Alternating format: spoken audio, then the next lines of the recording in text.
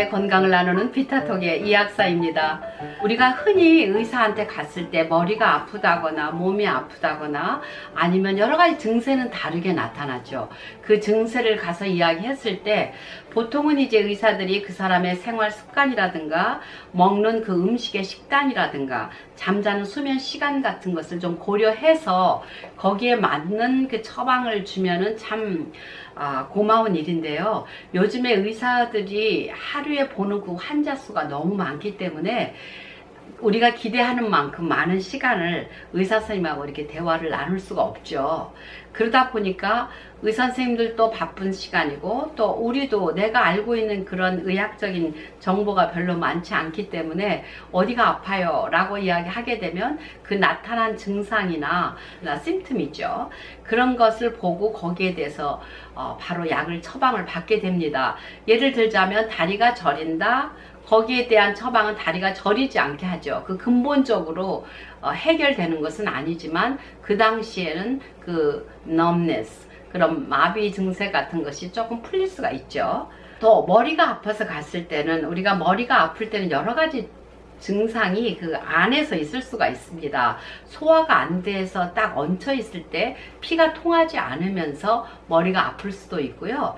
또 어떨 때는 너무 많은 신경을 쓰고 과부하가 걸렸을 때 뭐 시험 공부를 많이 했다든가 이럴 때도 머리가 심하게 아픕니다. 또는 이제 혈압 같은 것이 또 올라갈 때 전혀 없던 혈압이 또 신경을 써서 올라갔을 때는 뒷목이 뻣뻣해질 수가 있죠. 이렇게 그 헤데이크, 머리 아픈 증상만 해도 그 원인은 여러 가지가 있을 수가 있습니다. 그래서 그 원인을 찾아 들어가기보다는 현재 나타난 증상만 풀어주는 거, 이것을 우리가 일반 의학적인 그런 어프로치라고 하겠습니다. 그러나 제가 주장하고 또 제가 더 선호하는 그런 방법은 기능의학적인 접근인데요. 기능의학은 원인이 무엇일까? 어떻게 해서 이 병이 왔을까? 홍조가 생길까? 왜? 또 홍조가 얼굴이 막 밝게 달아오르면 빨갛게 하지 않게만 하면은 될 것 같은데 그것이 다시 또 짧은 시간 안에 돌아온다는 얘기죠. 그래서 갱년기인가? 갑상선으로 인한 여러 가지 불안감이 있는가? 또 이런 여러 가지들을 봐야 되겠죠. 그래서 보통 제가 이제 환자들하고 대화를 할 때는 그 사람이 백그라운드가 어떤가, 특히 외국에서 온 외국인들이 일하기 위해서 여기 오신 분들이 대부분이 90% 이상이 많은 스트레스를 안고 있습니다. 가족들과 헤어져 있는 그 아픔도 있고요. 또 와서 커뮤니케이션이 안 되잖아요. 말이 다른 것으로 인해서 음식이 다르고 이런 것으로 인해서 오는 스트레스 때문에 나타나는 증상은 여러 가지가 있어요. 그 루트, 나무를 봤을 때 나무의 가지는 여러 가지인데 예를 들어서 심장 쪽으로 또는 어떤 사람은 당뇨 쪽으로 그런 여러 가지 증세가 있음에도 불구하고 그것을 타고 들어가면은 원인은 식단이 부족했다든가 갑작스러운 누구로부터 실망감이나 상처를 받았다든가 또 어떨 때는 나의 그 음식이 아주 고단백 아니면 당이 많은 고당이 질이 있는 그런 음식 그럴 때도 있고요. 또 어떨 때는 그 운동이 너무 부족해서 움직이질 못하고 예를 들어서 다리를 다쳤어요. 그래서 기부스를 해서 옛날만큼 많이 움직이질 못해요. 그런 분들이 또 때로는 머리가 아파올 수 있죠. 혈액순환이 안 되니까.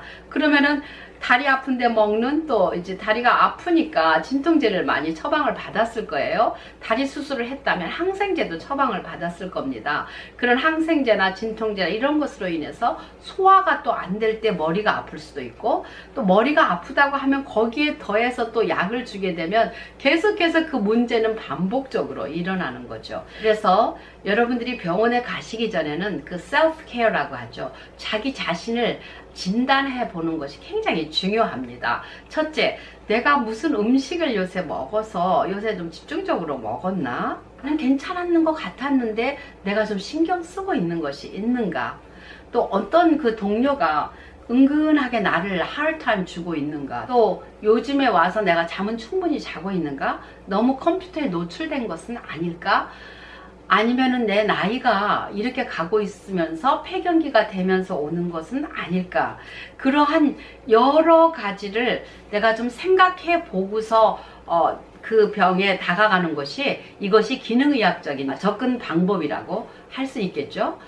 그래서 하나님께서 우리 몸을 만드실 때 정말 신비롭게 만드셨어요. 예를 들자면 춥게 되면 우리가 막 손을 부비면서 춥다고 이렇게 하죠. 왜 그래요? 그 열을 만들어내기 위해서 우리 그 원초적인 그 본능적으로 우리가 그걸 하게 되는 거죠. 그걸 심어 주셨어요. 그 생각을.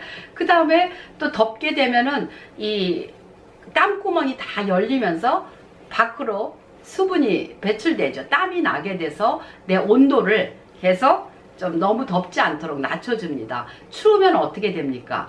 그 구멍이 오히려 또 땀구멍이 다 이렇게 닫히면서 소름 이게 끼치는 닭살같이 이게 돋아나는 거, 그게 다 문을 닫은 거죠. 문을 닫은 거예요. 그리고 또 어떻게 이제 기침 같은 거, 재채기 같은 거 할 때 내가 원치 않는 먼지 같은 게 들어왔을 때 재채기를 하죠. 왜 그래요? 더러운 것이 들어왔을 때 이렇게 뱉어내려고 하는, 내보내려고 하는 그런 본능, 몸이 그렇게 말해주고 있죠. 또 홍독이 걸렸다거나 잘못 먹었을 때 토하거나 설사를 해서 밖으로 내보내려고 하죠. 그래서 보통 체한 사람들이 토하거나 설사를 많이 하거나 그러면 이제 안정된 스테이지로 들어가는 겁니다. 몸이 필요하지 않는 것을 받아들이려고 하지 않습니다. 그래서 이렇게 자꾸 하는 거죠. 그리고 기침을 함으로써 내 몸에 있는 세균들을 뽑아내려고 하는 게 그게 원리입니다. 그런데 계속해서 기침한다고 기침만 조금만 시작하면 가서 기침약을 먹거나 설사를 조금 할 때 막아버리면 여러분들 몸 안에 그대로 독소가 남아있게 되죠. 통제나 진경제를 줘버리면은 이 문제를 찾아내기가 어렵기 때문에 보통 그렇게 하는 경우에 의사 선생님들도 많이 봤습니다. 그래서 좀 더 현명한 의사 선생님들 여러분들이 찾아가시는 게 좋겠고요. 그 병을 치료한다고 해서 저 병원에 갔더니 어제 약 먹었는데 오늘 뚝 나섰어. 이것이 과연 좋은 것일까요? 독하게 약을 쓰면 빨리 낫습니다. 그러나 그것으로 인해서 다른 병원에 다니면 절대로 또 낫지가 않죠. 나 이 선생님밖에 없어. 내가 다른 병원 가도 절대 낫지 않아. 왜 그럴까요? 너무 이 선생님한테 독한 약을 먹었기 때문에 다른 선생님들이 쓰시는 정말 옳은 방법의 약들은 잘 듣지 않습니다. 그래서 무조건적으로 어떤 사람 강하게 해주세요. 나 금방 끊어지게 해주세요. 뭐 이러시는 분들이 있는데 그렇게 좋은 방법은 아닙니다. 그래서 내 몸의 흐름을 따라서 내 몸과 같이 원인을 찾아가면서 원인 치료를 하는 것이 기능의학적인 접근 방법입니다. 그래서 한약들을 보면은요, 보통 그 원인보다도 같은 약이 이렇게 반복되는 이유가 많이 있어요. 여러 군데 이렇게 약재가 이렇게 같이 들어가는 경우가 많이 있는데, 그런 경우가 그 원인이 같기 때문에 이 사람은 두통으로 나타났고 이 사람은 배 아픔으로 나타냈지만 그 원인은 스트레스에서 왔구나 할 때는 그 원인 문제를 해결해 주는 그런 한의사 선생님들도 좀 훌륭하신 분이 많이 있죠. 이래서 기능의학적인 것 속에 우리 한의학이 같이 들어간다고 볼 수가 있겠습니다. 그래서 여러분들한테 제가 오늘 더 특히 권면해 드리고 싶은 것은, 내가 아프다고 너무 병원을 좋아하는 분들은 병을 달고 살게 돼 있어요. 내가 웬만한 것은 음식과 비타민이나 미네랄로 치료를 하시고 견뎌보시고, 또 일주일, 2주일 감기 걸렸어도요, 그렇게 좀 견디다 보면은 내 안에 그것을 견딜 수 있는 힘이 생깁니다. 여러분, 처음에는 벽돌 하나 들기도 힘들었지만 계속 연속해서 들다 보면은 3개, 4개 들 수 있는 힘이 어디서 밖에서 왔습니까? 아니죠. 안에서 생성되는 것처럼 여러분들이 어떤 그 어려움을 당했을 때 기침을 한다든가 감기가 갑자기 왔다라든가 했을 때도 이 견디는 것을 이 몸이 알게 되면 코어 머슬들 있죠. 아주 깊숙이 잠자고 있던 그런 근육들까지 다 일어나서 이 몸을 위해서 일하기 시작합니다. IMF가 터졌을 때 우리나라 사람들이 집안에 있던 여러 가지 금 부치들을 가져와서 이 나라가 살 수 있었던 것처럼 이 몸도 그 위기를 당하면은 그 아주 잠자고 있던 그런 미세한 근육들까지, 미세한 원소들까지 이 몸을 살리기 위해서 최선을 다합니다. 그런 것을 계속 반복하다 보면 면역력이 올라가고 웬만한 병에 대해서는 이겨낼 수 있는 힘을 갖게 됩니다. 조금만 아프다고 진통제 먹고, 머리가 조금 아프다고 진통제나 소화제 같은 것을 너무 쉽게 생각하시면 호미로 막을 수 있는 것을 가래로 막아야 되는 그런 큰 수술을 하게 됩니다. 그래서 여러분들께서는 좀 더 기능의학적으로 내 몸을 잘 살피시고 내 생활 습관을 지금부터 어떻게 잘 해야지 하는 그 각오도 중요하지만, 내가 지금까지 잘못된 그런 습관이 어떤 것이었을까, 그런 것을 고치고 접근해 나가고, 약보다는 이렇게 고치는 것이, 이렇게 생활 습관이나 운동으로 고치는 것은 어떨까 하는 것도 여러분에게 좋은 하나의 팁이 될 수가 있겠습니다. 여러분에게 좋은 결과가 있기를 바라면서 다음 영상에서 또 뵙겠습니다. 감사합니다.